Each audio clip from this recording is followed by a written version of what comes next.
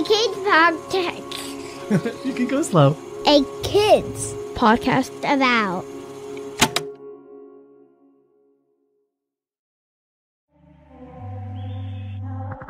Hello, my name is Ari and I help produce this show you're listening to. I wanted to take a moment to say thank you for being here with us. It means so much that you're choosing to spend your time listening to this show and hearing what we've made for you. We truly couldn't do this without you. So I hope you enjoy this episode.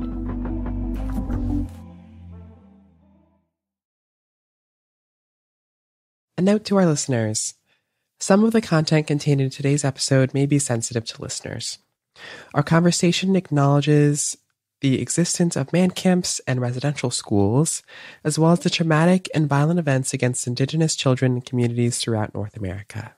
We have chosen to include this information in the episode because it helps to provide a deeper context for the wholeness of the topic discussed. Grown-ups, consider previewing this episode prior to sharing it with kids.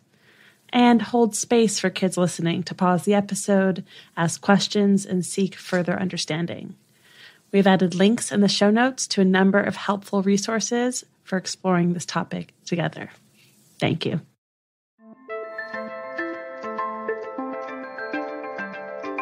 Hi there, and welcome back to 1.5, a kids podcast about climate justice. I'm Olivia Greenspan. And I'm Zanaji Artis. And we believe that kids like you deserve a livable future. A livable future. This means a future where no one will have to worry if our planet is healthy enough for humans to live safe and happy lives. That's Joanna. She's our on-hand dictionary if we ever come to a word or phrase you might not know or understand already. In our show, we explore the challenges facing our planet with scientists, with youth activists, and other environmental leaders who've experienced the realities of the climate crisis firsthand. Today is the second episode of our third and final part of the first season of 1.5. In today's episode, we are focusing on the issue of pipelines and Indigenous sovereignty as a solution to our overcarbonized and polluted atmosphere. Yes, today our expert guest is Jake Spotted Wolf. Our conversation with Jake covered what it means to Jake to be Indigenous, what a pipeline is, and Indigenous sovereignty. We found our conversation with Jake powerful and informative. We hope you feel the same.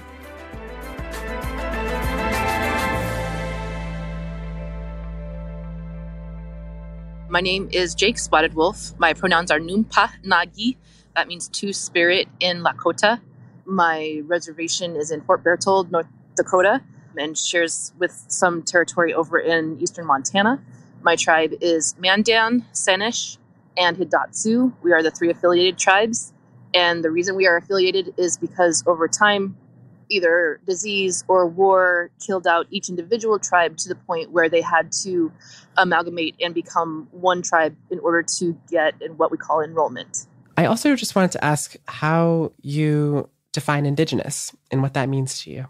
So there is, what the government would consider is that formal Indigenous. Do I have blood quantum? That's also problematic, right? Because to prove that you are Indigenous means that you were born into a line of people that lived in a tribe for centuries and then were granted enrollment status, which opens you up to, royalties from a casino, and there's no royalties. We'll be honest about that. And then Indigenous can also mean true to the land, and that doesn't exclude those that are here now that immigrated here from other parts of the world. True to the land, because we took in people that were not just born into the tribe. We adopted people all the time, and they didn't have to be our skin color. So Indigenous can mean a steward of the land, somebody who's true to their virtues, true to their morality, their identity, that cares about community, that perpetuates a sense of belonging and of love and concern for not just the source that feeds you, which is Mother Earth, right?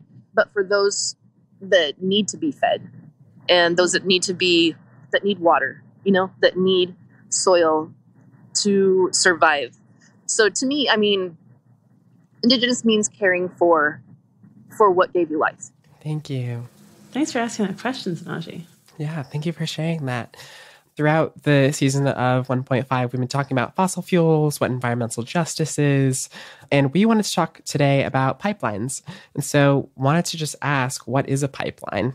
A pipeline is essentially like a tube, a big tube that runs from wherever the extraction site, meaning wherever they're drilling for oil from the earth or for natural gas from the earth, up to the surface. And then it flows down into usually a port where it can be refined and then shipped out to wherever the company is trying to export it to then sell it as a product. Beautiful definition. Okay, so a pipeline is something that goes from the source of a fossil fuel to its ultimate place of being refined into the product that people use.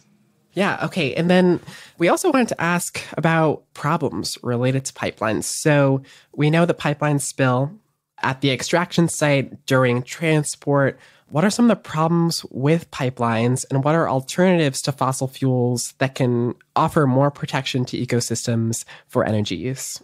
Okay, so in the case of Line 3 out in Minnesota, they have a specific type of oil that they're transporting. It's called tar sands oil. So the oil is coming up from the ground mixed with sand. And these pipes, because as you may learn as you grow up, corporations don't always take due diligence or due time to make sure that something is very, very, very safe and that there are precautions put into place to make sure that a product is going to prevent any kind of devastation. And this is the same case with Enbridge and the pipelines that it has put into the ground, is that every of their pipelines have burst and there has not been enough infrastructure around that pipe to prevent the devastation to the land around it. So when we consider tar sands oil, it would be just like if you've ever played at the beach and you had a mixture of, say, dish soap or of water even in that sand. How impossible is it to get the sand removed from any other substance, right?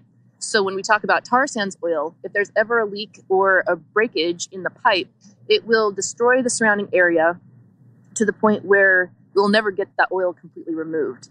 As some people, especially oil companies, have taught us over time, well, we can just go out and try to collect it, and use some Dawn soap and try to recover the animals. That's what it will impact. It will impact the water. The Line 3 had frack outs all summer, and that looks like a piercing in the aquifer under the riverbed where they were trying to put the drill under the Mississippi River along different points all along the line. And those frack outs are chemicals that pierced the aquifer, that the chemicals rose up to the ground and destroyed any of the surrounding ecology or animals. And they're finding that now that there are cysts on the fish that were in that water supply, grasses aren't growing back. I mean, it is wintertime, so it is the season for things to stay dormant. But even so, in the springtime, we're anticipating to see a lot of damage from those aquifers being pierced. And how can we prevent that? More investment, I believe, in hemp, bamboo. Hemp can be a power source in terms of, because we could use solar, but then we've got another problem. Solar is powered by lithium, right? Lithium is a metal used in solar panels and batteries. And we've got the issue of where do we find lithium? And currently there's another fight over in Nevada called the Thacker Pass fight that's outside of Winnemucca. So they're trying to mine that lithium to put into these solar panels so that you can regenerate the solar every day. And for the most part, these lithium stores are going to be on reservation land, and it's going to mean devastation to the earth from which they are trying to mine from. So it's still another form of resource extraction. And hemp and bamboo are very strong fibers. They can be converted down into fuel, much less harsh on the surrounding environment. The environment, the soil loves, for the most part, growing either of those things. They can be made into, something that is like plastic or like a fiber or that is clothing, that is woven. So the resources that you can make out of either one of those two elements are really kind of endless and solve that problem of, looking for other resources to substitute the oil or the petroleum or the natural gas that we are so dependent on as a country. Awesome. Yeah, there's a lot of solutions, I think, in what you shared there. And also really important noting that solar power, although it's applauded as this renewable energy, also has extraction. Extraction, the act of taking out something, especially through the use of effort or force. And does relate to harm for Indigenous communities and harm for communities across the country and around the world. More when we return from Jake Spotted Wolf after this quick break.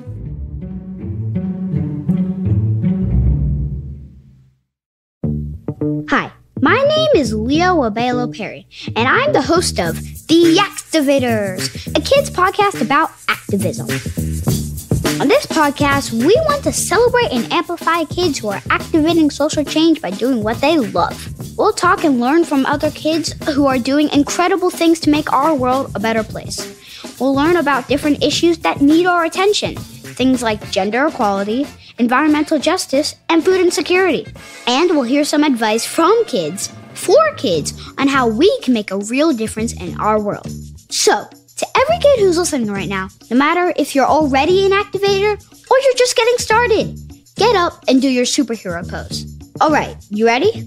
On 3, we're all gonna say activators in our superhero pose.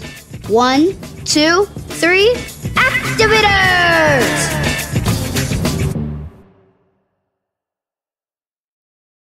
Here at A Kids Company About, we make podcasts, but also books, classes, and even more for kids and families just like yours. We've got a couple new and upcoming books in our Little Book About Board book series, embracing toddlerhood's most essential topics. Here's one of our authors sharing a sneak peek. Hi, my name is Andrea Campos, and I'm the co-author and illustrator of A Little Book About Culture, a new book in the series all about the different ways culture shows up in our day-to-day lives. Learn more about A Little Book About Culture by visiting akidsco.com.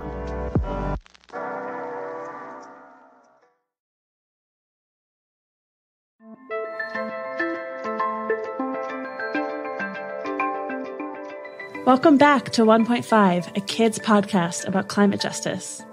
Let's return to our conversation with Jake Spotted Wolf.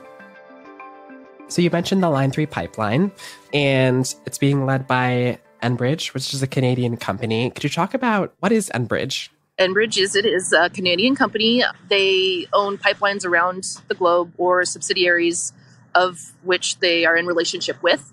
They have many lines, 1, 2, 3, 4, and about to be 5 over in Wisconsin. So they are oil refinery, or Husky is a refinery. Oil placement or oil extraction is their jam. And again, foreign company coming into domestic territory that did not respond to or respect treaty law. And that's another kind of an offshoot of the issue that is Enbridge or KXL or DAPL, is that these are all entities that have defied treaty land on reservations across the United States, so-called United States, and that did not listen to the Indigenous when they said, you're digging this line through our burial sites, our grave sites, or through cultural lands where we've got artifacts of, our ancestors who used to live here, thousands of years ago. And they don't care. They continue to push their will and dig. And that destroys the tradition, that destroys the history of those peoples, all for profit, right? So when it comes down to it, you can't eat money and you can't, drink oil.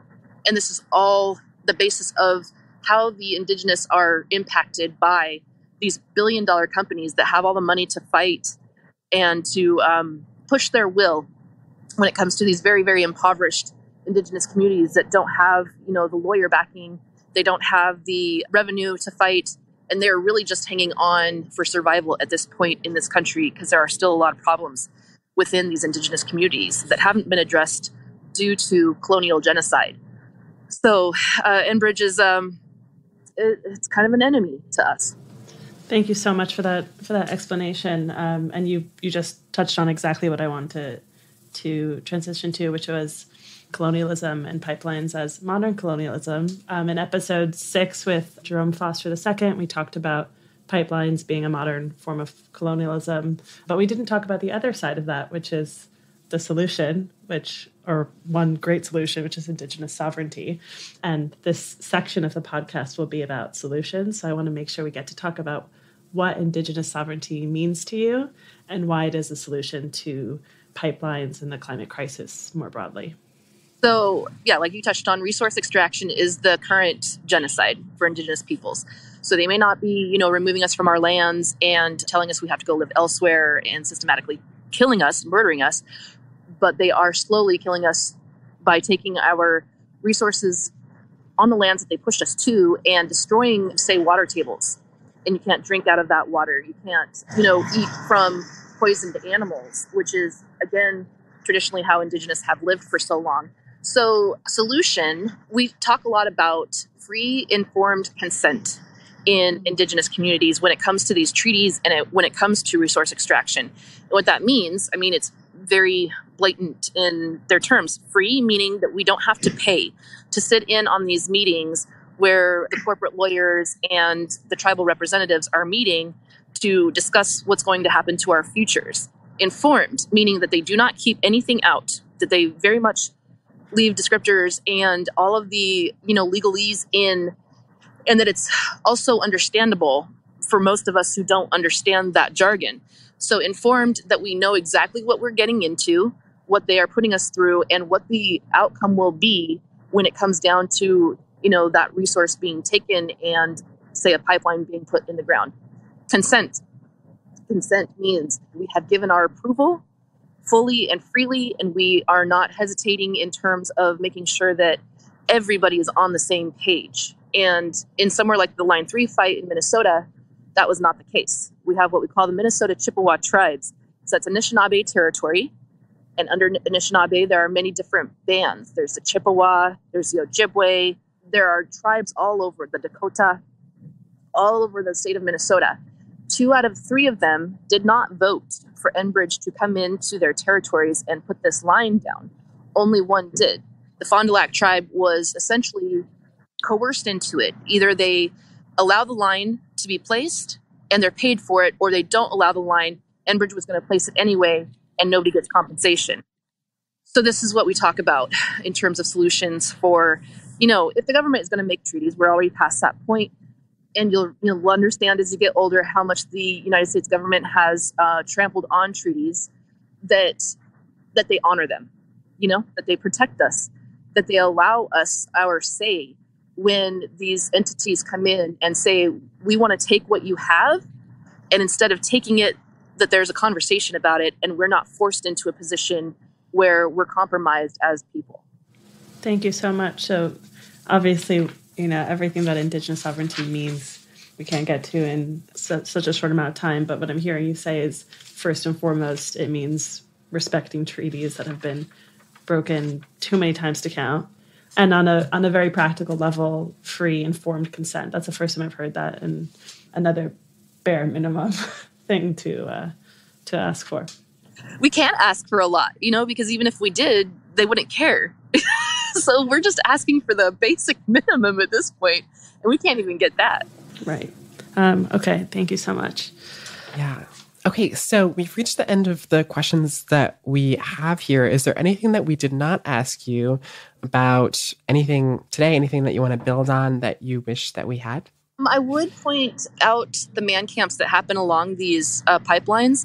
And I know to keep this age appropriate, but even I think, we've got some very, very smart young people out there that are very caring and concerned and compassionate about what happens in their country. And these man camps are places where these pipeline workers come from other parts of the country for, labor jobs that pay well and better than in their parts of the country where, they cannot get higher paying wages. They come out and there's an element of, so we see a lot of Indigenous women, girls, boys that are trafficked along the pipeline consistently. And this has happened at DAPL, Keystone. It's a huge epidemic in Indigenous communities. So keep your eye on MMIWP. MMIW means missing and murdered Indigenous women, people. And if you add the R, that's relatives that have lost their siblings and their wives and brothers, nephews, cousins. Also look into residential schools. I know I mean, there's a lot when it comes to indigeneity in this country that people do not understand. Residential schools were an epidemic in the early 1900s, late 1800s of the United States government coming in and literally kidnapping indigenous children from their families, taking them to what we call residential schools, or what in indigenous communities we call concentration camps, because really children did go there to die. They oftentimes did not come home. And the ones that did leave, because they were kept there all year long, they weren't sent home, they had no contact with their families. We are still in a state of crisis, and we are not part of the dialogue when it comes to those bigger discussions about harms, about civil rights, and about, quality of life for everyone.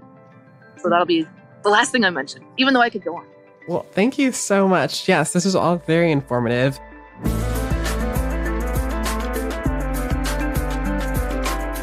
That concludes our conversation with Indigenous activist Jake Spotted Wolf.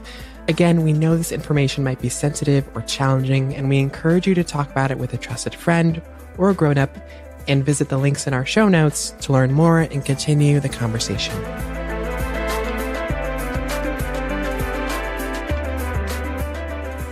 Now, it's time for the Climate Justice Game Show! Okay, Olivia, you're up first. What does it mean when we say someone is Indigenous? For Jake, to be Indigenous means to be someone who is true to the land, a good steward, true to their virtues, and true to their morality. Jake also mentioned the government definition of indigeneity, which requires proving a certain amount of blood quantum to claim Indigenous status, which Noonpah Nagi shared as problematic. That's right, Olivia. Ding, ding, ding. Great job. Okay, Zanaji, question 2 for you.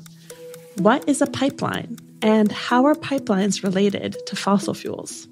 A pipeline is a big tube that runs from a fossil fuel extraction site to a site of refinery, where an oil and gas company then turns it to a natural resource that can be used as a product so that they can sell it. And pipelines and fossil fuels are related because pipelines are a major way that oil and gas producers transport the fossil fuels they extract.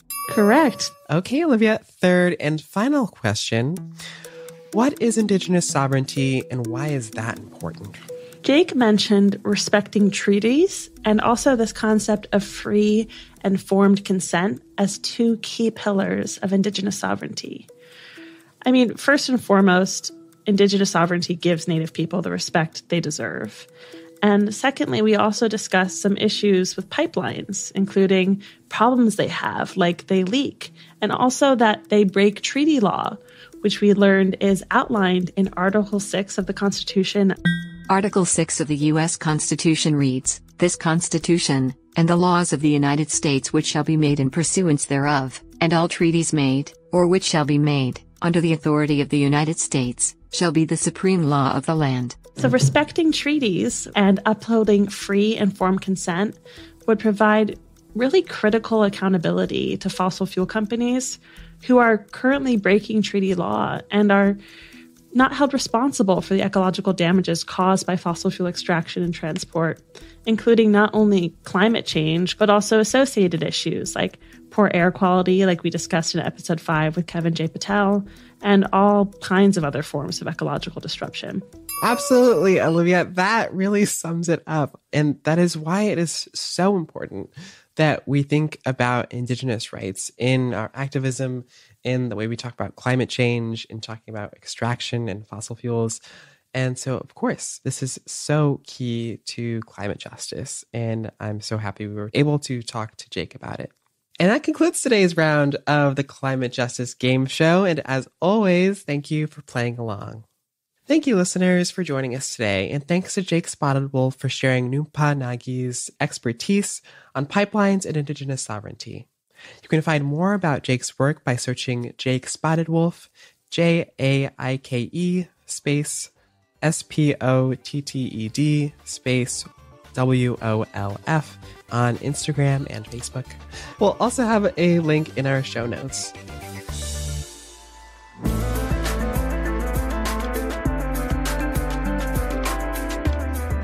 "1.5" is written by me, Zanaji Artis. And me, Olivia Greenspan.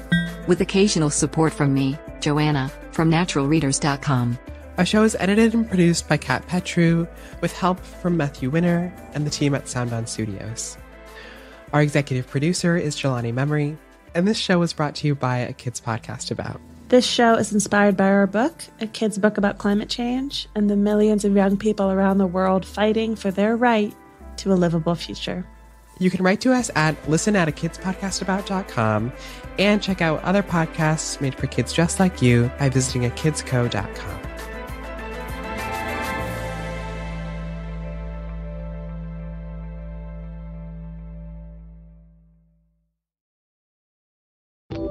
Hi, this is Matthew, and I'm head of podcasts at A Kids Company About. We hope you enjoyed this show, and we'd love for you to check out our growing library of shows at A Kids Podcast About.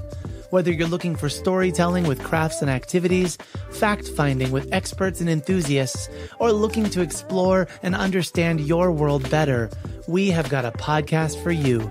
Check out the A Kids Podcast About channel on Apple Podcasts or wherever podcasts are found, or visit akidsco.com.